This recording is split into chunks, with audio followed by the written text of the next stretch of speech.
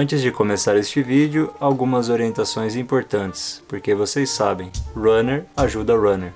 Se inscreva, curta e compartilha. E agora bora pro vídeo!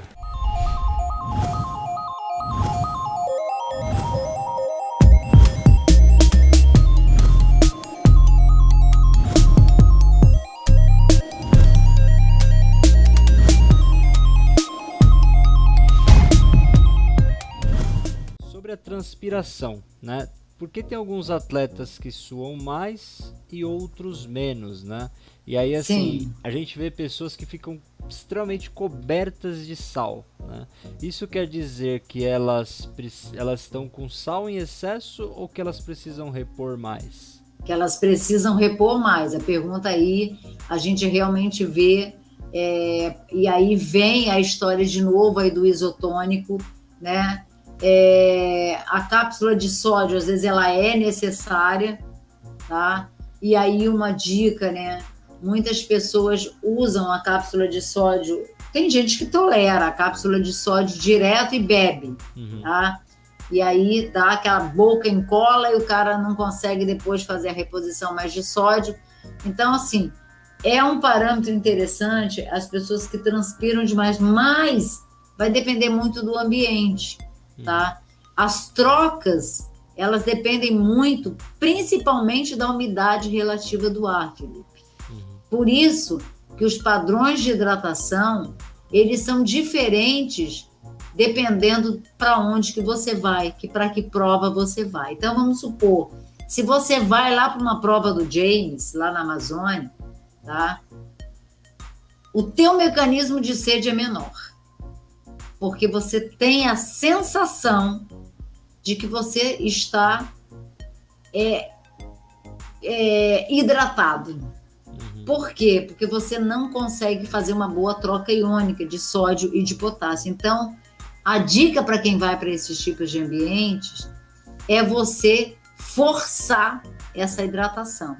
Senão você desidrata, você transpira, você desidrata e você não sente sede. Porque você não fez um bom mecanismo de troca, aí, principalmente do sódio. Então, o que se faz? Você consome um pouco mais de sódio para você ter a sensação de sede, tá? Então, a dica para quem vai para esse tipo de prova e que transpira muito é você trabalhar com o teu mecanismo de sede, que é o que eu faço com os meus atletas. Quer dizer, vocês não vão sentir sede, mas vocês vão perder sódio e não vão sentir. E aí é onde acontecem os desmaios, as cãibras, a falta de energia, a fadiga extrema. Já nos ambientes onde o clima é seco, o processo é inverso, tá? Mas o mecanismo de sede, ele fica mais facilitado, porque você tem um ambiente com umidade um pouco mais baixa, tá? Aqui, por exemplo, no Rio de Janeiro, quando a gente chega a uma umidade em torno de 70%, a gente já tem a sensação de que o clima está seco.